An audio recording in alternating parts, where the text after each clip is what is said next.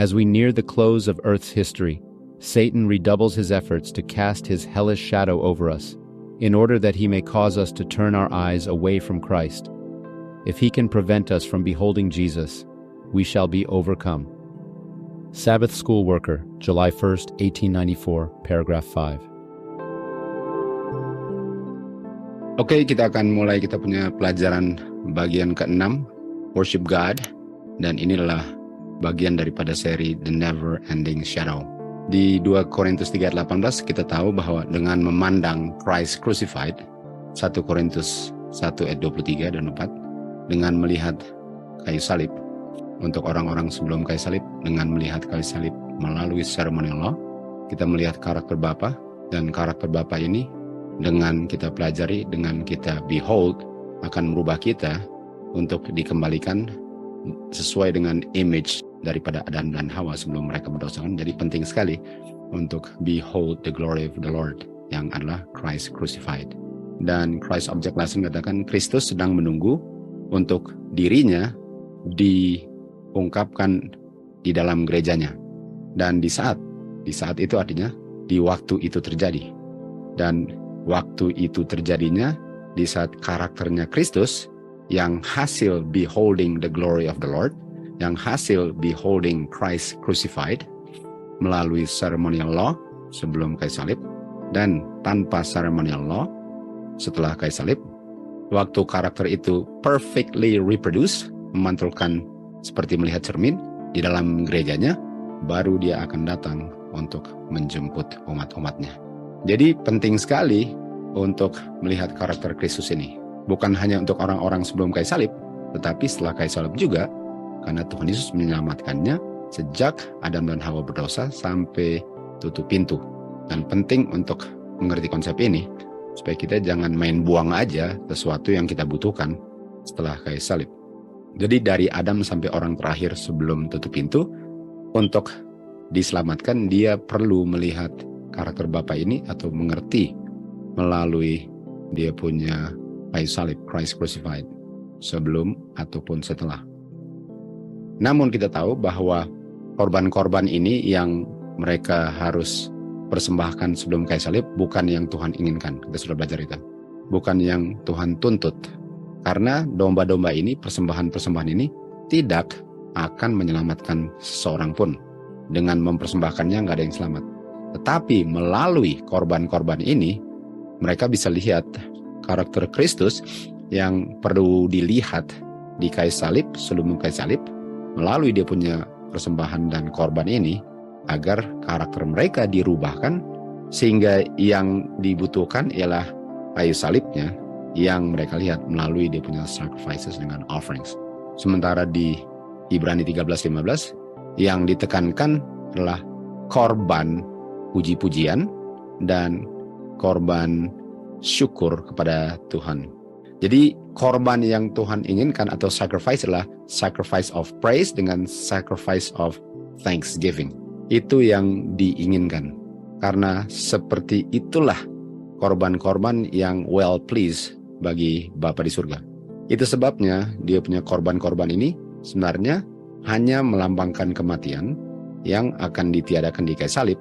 Tapi selain itu semua dibutuhkan untuk orang bisa praise dengan thanksgiving.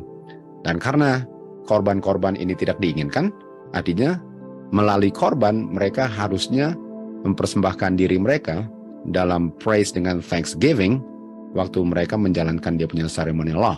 Karena itu yang Tuhan inginkan sebelum kayu salib dan setelah kayu salib. Dan di 1 Tawari 23 ayat 30 dikatakan untuk sacrifice of praise dengan thanksgiving ini, di mana dia punya binatang-binatang ini bukan yang Tuhan inginkan, tetapi melalui binatang ini mereka bisa mempersembahkan diri mereka dalam sacrifice praise dengan thanksgiving ini. Mereka lakukannya sebelum kayu salib setiap hari, morning dan evening. Dan ayat 31, korban-korban ini dipersembahkan setiap hari-hari Sabat, setiap bulan baru, dan setiap feast tahunan. Mawait kan 4150. Jadi kalau kita lihat di sini, korban yang dipersembahkan sebelum kayu salib itu hanyalah cara untuk mereka bisa sacrifice of praise dengan thanksgiving, dan dilakukannya setiap hari Sabat, setiap bulan baru, dan the set feast. Di saat mereka bertemu untuk assemble dan untuk mempersembahkan diri mereka sebagai sacrifice praise dengan thanksgiving melalui mereka punya ceremonial law pada waktu-waktu yang sudah ditetapkan. Ini sudah dilakukan sebelum kayu salib. Jadi yang nggak penting di sini, walaupun harus dijalankan, adalah dia punya korban. Tetapi yang penting adalah mereka punya sacrifice dengan giving thanks, dengan praise, yang dilakukannya setiap hari, setiap Sabat, setiap bulan baru, dan setiap feast tahunan atau pertemuan tahunan. Itu yang penting di situ. Sehingga itu masih dijalankan setelah kayu salib, karena itu yang penting. Dan korban-korban itu dengan sistem dia punya priesthood, itu nggak perlu lagi, karena itu semua melambangkan kematian. Dan itulah yang dipakukan ke kayu salib waktu Tuhan Yesus mati di kayu salib. Jadi untuk memberikan thank dengan praise kepada Tuhan daily, weekly, monthly, annually, itu yang Tuhan inginkan. Dan sebelum kayu salib, mereka bisa melakukan semua itu melalui mereka punya sacrifices. Dan setelah kayu salib, hanya sacrifices-nya saja dan sistem daripada mereka punya priesthood itu, yang semua melambangkan kematian itu yang disingkirkan. Sementara giving thank dengan praise to the Lord daily, weekly, monthly, annually, atau kata appointed time ialah the feast, itu masih dijalankan. Karena itu nggak pernah bisa nggak ada. Karena itulah tujuan daripada semua ini. Dan kalau itu tujuannya, jangan disingkirkan, jangan dipakukan ke kayu salib. Yang dipakukan ialah cara untuk menghasilkan itu semua sebelum kayu salib. Tetapi kalau kayu salib sudah tiba, caranya yaitu ceremonial law disingkirkan. Sekarang sudah bisa lihat kayu salib langsung dan bisa sacrifice of praise dengan thanksgiving pada daily, weekly, monthly, annually yang Tuhan inginkan. Di Kejadian 2 ayat 7, kita tahu manusia diciptakan sebagai living soul. Dan di Kejadian 3 ayat 4, mereka mulai berdosa, dan di saat mereka berdosa, masuklah sacrifices dengan offering, yang adalah lambang daripada Kristus punya kematian, kan? Dan di kayu salib, berakhirlah dia punya sacrifices dengan offering yang melambangkan kayu salib. Jadi pertanyaannya, apa yang menggantikan sacrifices dengan offering setelah kayu salib? Well, nanti kita akan belajar itu. Tetapi yang nggak pernah bisa dipakukan ialah sacrifices of praise dengan thanksgiving yang selalu dibutuhkan. Dan kalau dibutuhkan artinya sudah ada sebelum ada dosa. Karena Tuhan selalu mau kita mempersembahkan diri kita sebagai korban yang hidup, kan? Sacrifice dengan thanksgiving lah. Itu sikap kita terhadap pencipta kita. Walaupun belum ada dosa pun, itulah yang Tuhan inginkan. Bedanya waktu ada dosa, sekarang harus ada sistem ceremonial law yang menggambarkan atau melambangkan kematian, sementara praise and thanksgiving jalan terus. Dan itu dijalankannya at the appointed time. Kata lain daripada at the appointed time adalah feast. Daily, weekly, monthly, annually, tahunan. Itu dijalankan terus, sementara sacrifice dengan offeringnya berakhir di kayu salib. Dari mana kita tahu dijalankan terus? Karena di Yesaya 66 ayat 23, di dunia baru dan langit baru, kita masih bertemu pada waktu daily, weekly, monthly, dengan annually untuk praise and thanksgiving. Itu setelah dosa disingkirkan. Artinya sebelum ada dosa itu pun dijalankan. Kalau dijalankan setelah dosa digeser, yang ditambah waktu orang berdosa adalah sacrifice dengan offering sebelum kayu salib. Setelah itu sacrifices dengan offering digantikan dengan sesuatu yang dilakukan setelah kayu salib, tapi dia punya praise dengan thanksgiving yang kita alami sementara kita keep the feast daily, weekly, monthly, annually atau yearly, berjalan terus untuk selama-lamanya. Jadi Tuhan mengajarkan bahwa kita harus berkumpul, dan kata berkumpul assemble, kita tahu H4150 moed, assembly, festival, appointed time, solemn assembly, atau solemn feast. Itu arti daripada assemble, assembly, moed. Jadi kita perlu assemble atau keep the feast, dan kita keep the feast-nya kapan? Di sini katakan Sabbath to Sabbath, new moon to new moon. Walaupun nggak dikutip semuanya, tapi kita tahu tahunan juga kan. Dan kita bertemunya untuk cultivate atau menghasilkan karakteristik perfect love. Kita tahu di 1 Yohanes 4 ayat 19, di saat saya melihat the love of God yang diungkapkan di kayu salib, behold, Christ crucified, saya dirubahkan menjadi love. We love God because He first loved us. Lalu Yohanes 14:15, and if we love God, keep His commandment. Artinya nggak berdosa. Jadi untuk pertemuan-pertemuan ini penting sekali untuk cultivate dia punya attributes of perfect love. Dan dengan kita bersatu sama-sama, ini akan fit sebagaimana batu yang dikikis lalu ditempatkan di Ka'bah Tuhan sebagai bangunan atau tubuh Kristus. Itu membuat kita fit.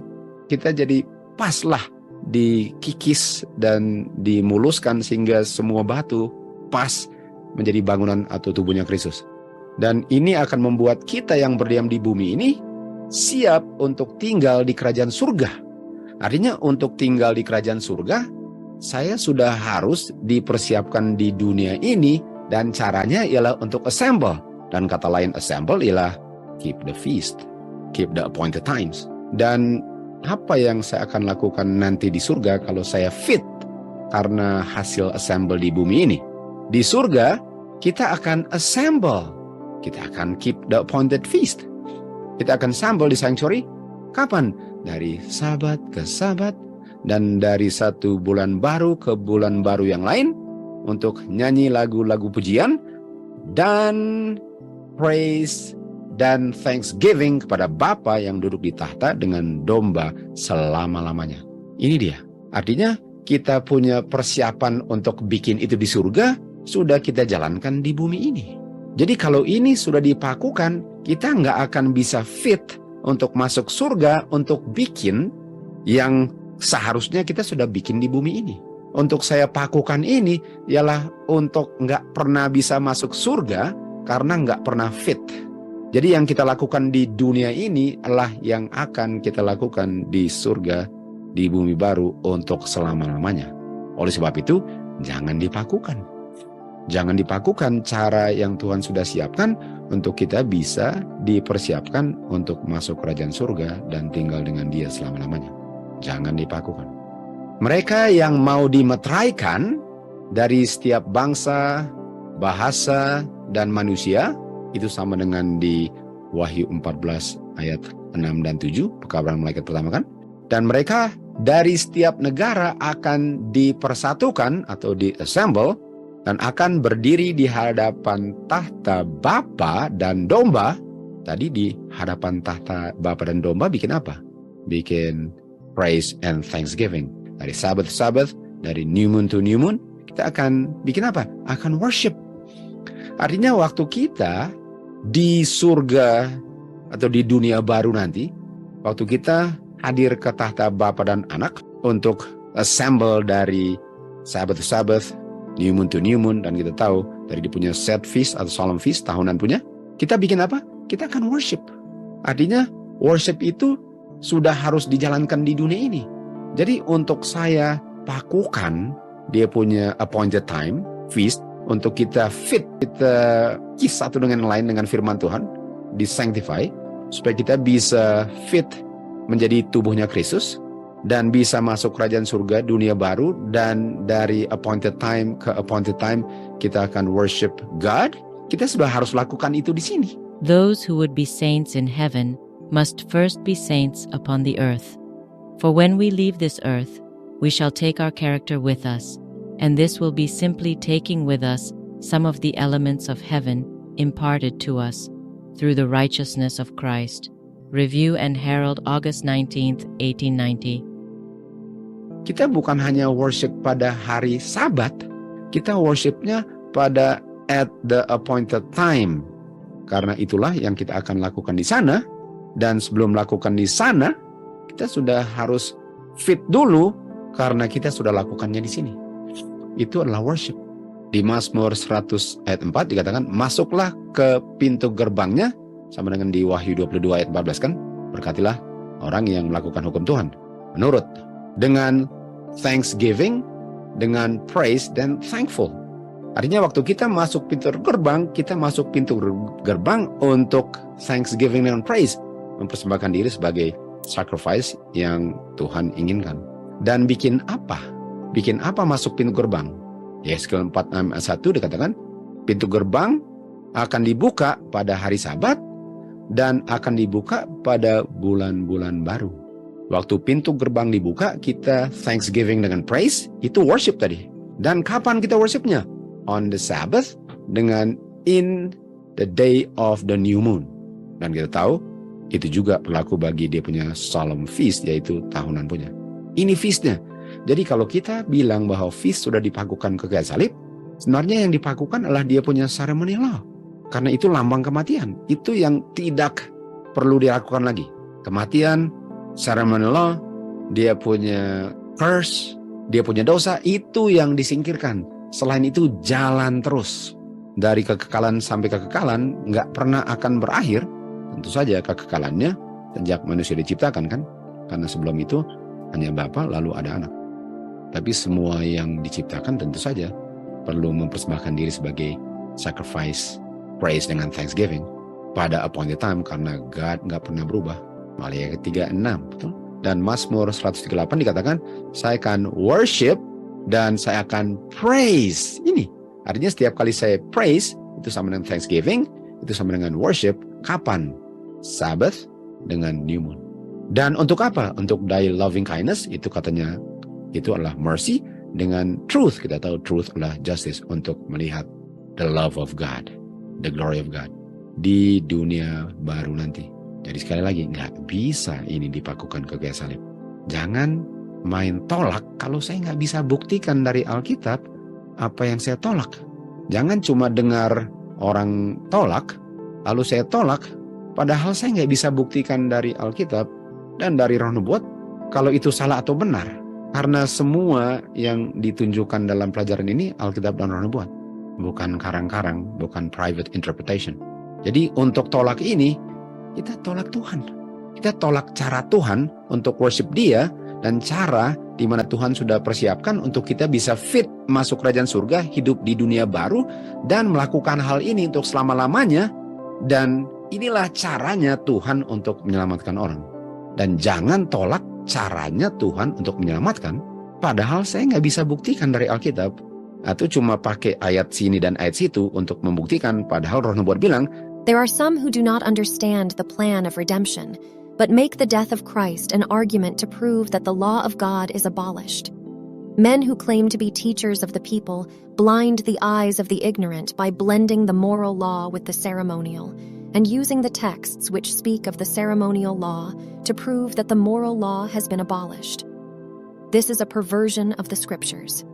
Signs of the Times, July 29, 1886, paragraph 4.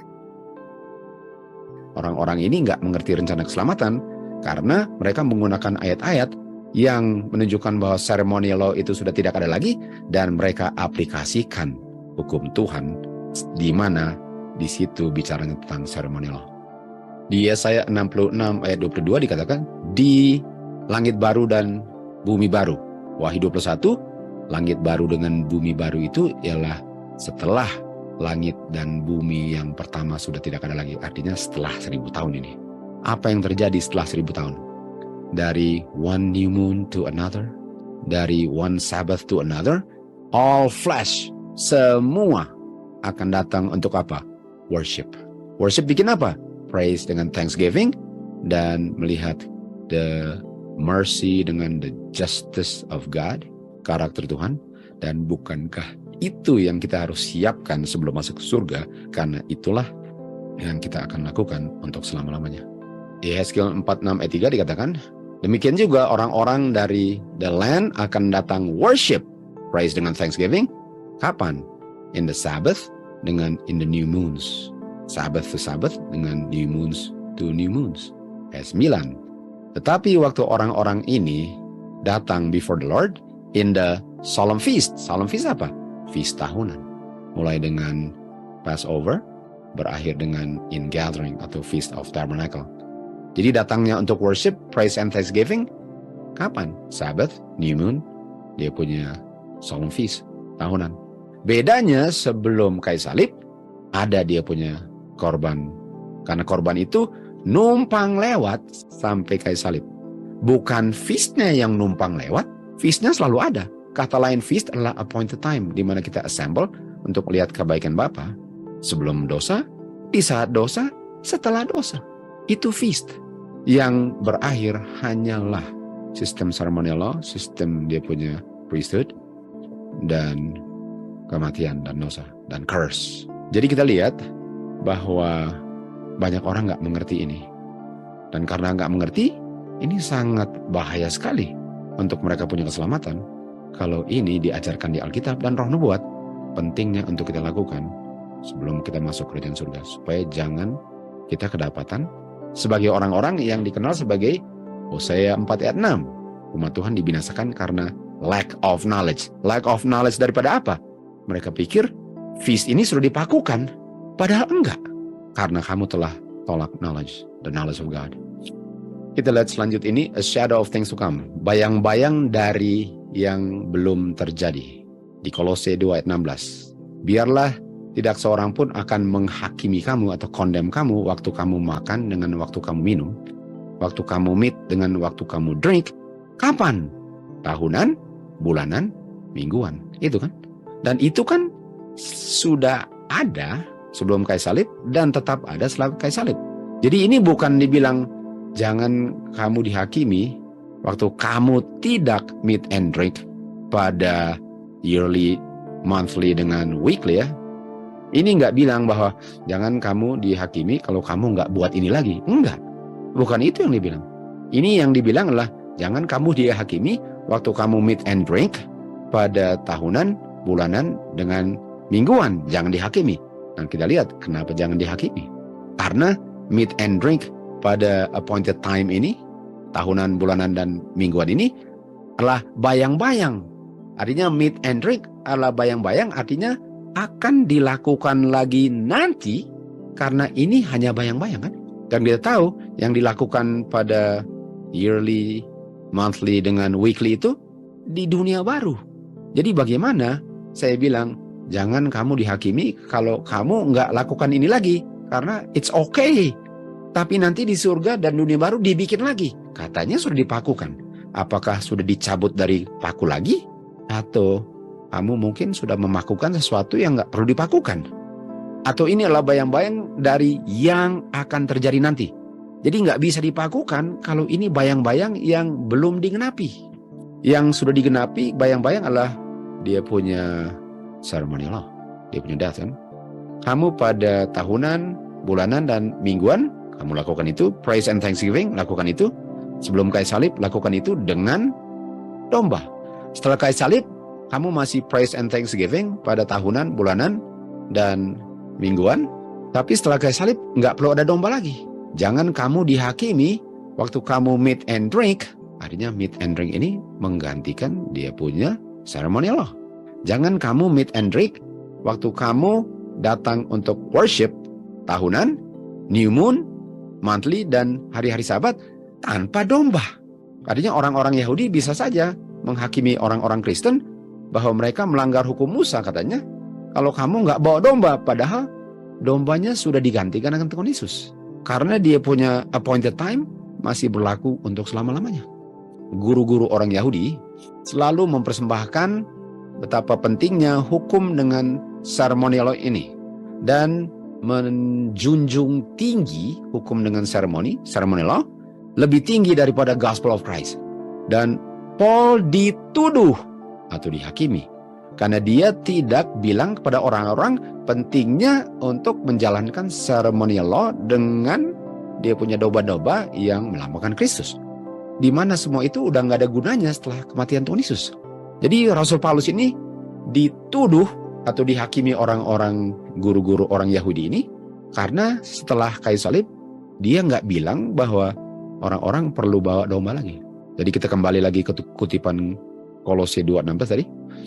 Jangan kamu dihakimi, dia bilang kepada orang Kolose, kalau kamu sedang meet and drink pada holiday, new moon, dengan Sabbath feast tanpa domba. Karena meat and drink ini adalah bayang-bayang dari hal-hal yang kamu akan bikin nanti. Jadi ini ayat nggak bilang, jangan kamu dihakimi waktu kamu nggak bikin lagi, karena udah memang nggak perlu lagi. Bukan itu yang diajarkan Rasul Paulus. Di 1 Korintus 5 ayat 4 dikatakan, waktu mereka gather together, artinya sedang assembly, pada waktu yang ditetapkan. Ayat 7, yang mereka bilang apa? Kristuslah domba kita, sehingga kita nggak bawa domba lagi kan? Kristuslah kita punya domba. Sehingga kita waktu gather together nggak perlu domba karena Kristuslah domba kita. Ayat 8. Oleh sebab Kristuslah domba kita, mari kita keep the feast pada waktu-waktu yang sudah ditetapkan tanpa domba yang disembelih. Bukankah itu yang dibilang di Kolose 2 ayat 14, 16 dan 17. Oleh sebab itu, mari kita keep dia punya appointed time untuk meat dengan drink. Dia punya mingguan, dia punya bulanan, dia punya tahunan tanpa domba. Itu 1 Korintus 5 ayat 4, 7, dan 8. Lalu ayat 11 dikatakan, tapi jangan kamu assemble dengan orang-orang yang berdosa. Berdosa artinya sudah tahu berdosa, sudah open sin, tapi mereka nggak mau tinggalkan dosanya. Dan bikin apa waktu mereka keep the feast? Kalau assemble artinya mereka nggak sendirian kan? Karena ada yang menganjurkan bahwa ini adalah spiritual feast. Dan spiritual feast artinya itu saya punya feast sendiri, nggak usah ketemu, nggak usah kapan-kapan. Setiap hari itu saya punya feast. Bukan ini yang Rasul Paulus bilang di sini. Karena ini kamu harus gather together. Dan waktu kamu gather together dibilang jangan kamu makan dengan orang-orang yang open sin. Ya, kamu meat and drink. Waktu kamu gather together atau assemble setiap appointed time. Jadi sekali lagi ini bukan feast spiritual. Waktu Rasul Paulus bilang therefore let us keep the feast, ini bukan, inilah spiritual personal feast. Bukan itu yang diajarkan Rasul Paulus. Kita nggak bisa merubah arti firman Tuhan untuk menyesuaikan kita punya pengertian sendiri. Firman Tuhan nggak bisa menjadi private interpretation. Setelah dia menerima rencana untuk dia dibunuh, dia sekarang mau pergi ke Yerusalem melewat Makedonia. Nah, Rasul Paulus merencanakan untuk berada di Yerusalem pada waktunya untuk memelihara Passover, atau dia mau sampai di Yerusalem hari ke-14 bulan pertama. Tetapi dia harus batalkan ini sehingga dia nggak bisa di Yerusalem waktu Passover. Lalu dibilang apa? Artinya saya harap untuk berada di Yerusalem nanti Pentecost season kedua kan. Jadi dia rencana untuk menghadiri Passover, tapi dia nggak akan rayakannya di Yerusalem. Dia rencana untuk hadir di Yerusalem untuk Pentecost nanti. Jadi dia keep dia punya appointed time. Dan kita lihat di sini ya, ini 14. Passover lalu unleavened bread. Lalu ini dia punya first fruit wave shift kan. Jadi kalau kita lihat berapa hari? 1, 14, 15, 16, 17, 18, 19, 20, 21. Artinya ada 8 hari. Dan dia di Filipi sekarang, di Filipi. Jadi waktu dia di Filipi di Passover, artinya dia 8 hari di situ. Habis unleavened bread, baru dia kembali ke Yerusalem untuk Pentecost kan. Nah, kita lihat kutipan berikut. Di Filipi, Rasul Paulus tinggal dengan mereka di sana untuk keep the Passover. Dan orang-orang Filipi, dan dia bersama mereka berapa lama? 8 hari of the feast. 8 hari. Dia keep Passover dan unleavened bread-nya.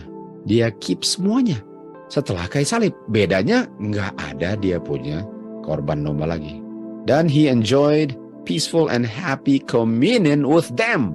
Dia nggak sendiri keep the feast-nya sebagai spiritual feast. Dia gather together. Dan gather together, assemble, adalah feast at the appointed time. Dan dia peliharanya at the appointed time. Kenapa? Kalau nggak at the appointed time, bisa dirayakan kapan saja. Kenapa dia nggak geser aja Passover-nya kapan saja supaya bisa dirayakan di Yerusalem? Kenapa? Karena Passover itu harus pada waktunya. Sehingga dia nggak bisa berada di Yerusalem pada waktunya. Karena kalau Passover itu bisa dipelihara kapan saja, dia bisa bilang geser aja Passover sampai saya datang. Artinya at the appointed time. Kata lain daripada at the appointed time adalah solemn feast. Di hari Pentecost, murid-murid sama-sama datang 50 hari setelah kebangkitan Tuhan Yesus, dan mereka one accord, one place. Ini mereka, bukan cuma pribadi spiritual feast, enggak. At the appointed time. Fully come artinya persis pada waktunya, appointed time. Ini setelah kayu salib, mereka keep the feast. Bedanya nggak ada korban lagi. Yang kita baca tadi, Tuhan mengajarkan bahwa kita harus assemble untuk membina karakter sempurna itu dengan memandang kayu salib. Sekarang memandang kayu salibnya setelah kayu salib. Dan ini akan fit, membuat mereka fit untuk berada di kerajaan surga, di mana Tuhan sudah persiapkan tempat bagi mereka. Dan kalau mereka fit, di surga, mereka akan assemble juga at the appointed time. Untuk bikin apa? Praise, thanksgiving kepada Bapa dan Domba untuk selama-lamanya. Nah, kata fit ini apa? Kata fit adalah di dalam Kristus, semua bangunan fitly framed together. Bukankah di Pentecost, one accord, one place itu fit? Efesus 2:22. Di dalam Kristus kita semua dibangun bersama-sama. Dan untuk dibangun bersama-sama nggak bisa keep feast-nya sendiri-sendiri. Sebagai spiritual feast every day. Ini appointed time-nya bukan setiap saat, kapan saja saya mau. Ini ada waktu yang Tuhan sudah tetapkan sama dengan hari Sabat. Bisa nggak?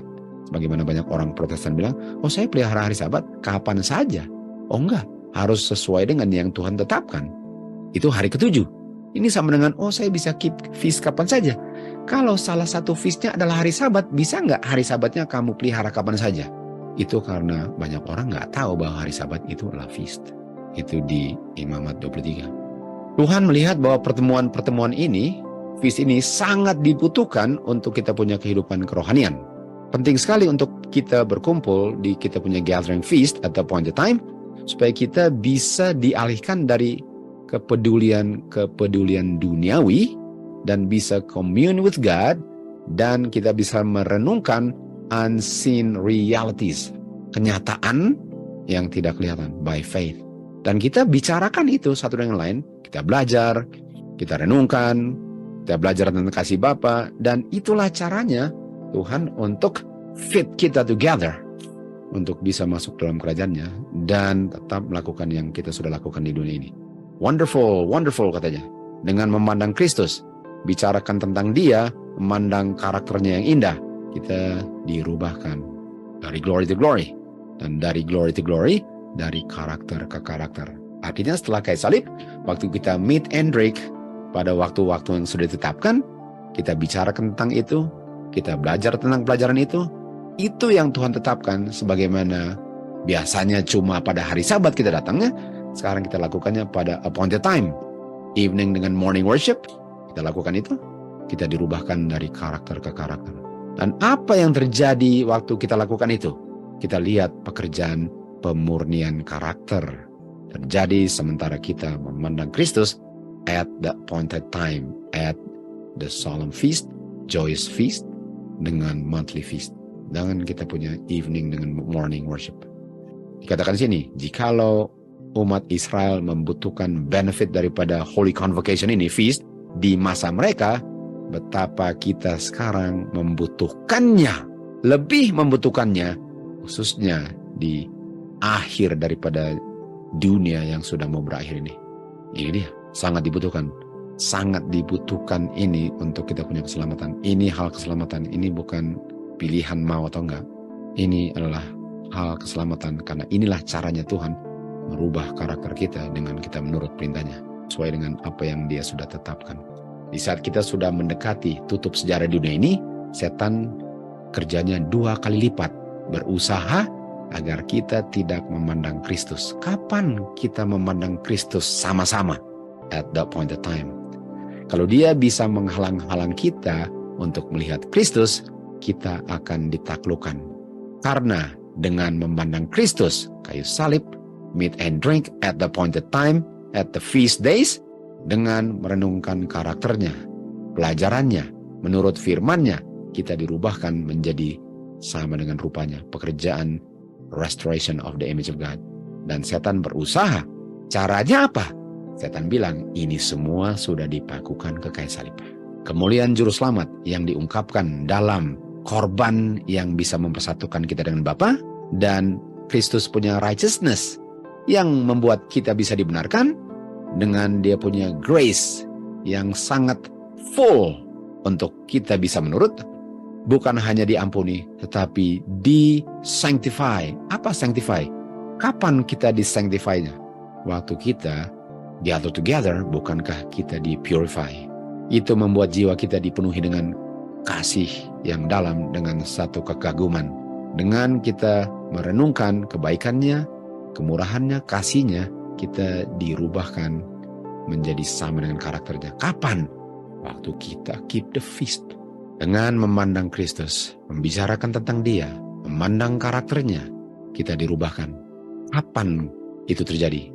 Waktu kita sama-sama digesek dalam kita punya pertemuan. Tuhan sedang membangun Ka'bahnya kembali, memurnikan karakter kita masing-masing, sehingga yang kita lihat di cermin sekarang adalah Kristus, bukan saya lagi. Christ in me, the hope of glory. Semoga kita bisa lihat betapa pentingnya kebenaran ini. Firman Tuhan, roh nubuat sudah sangat jelas menunjukkan betapa kita butuhkan ini. Kita nggak boleh mengambil kesimpulan tanpa bukti atau hanya dengar siapa yang bilang. Kita harus bisa mempertanggungjawabkannya sendiri berdasarkan Alkitab roh nubuat, dan bukan cuma 1-2 ayat. Harus bisa bandingkan keseluruhan gambarannya, karena ini menyangkutkan keselamatan kita. Sebagaimana setan berusaha untuk kita tidak memandang Kristus, dan cara kita memandang Kristus, caranya Tuhan ialah at the appointed feast times. Semoga Tuhanlah yang dimuliakan dalam pilihan-pilihan kita. To God be the glory.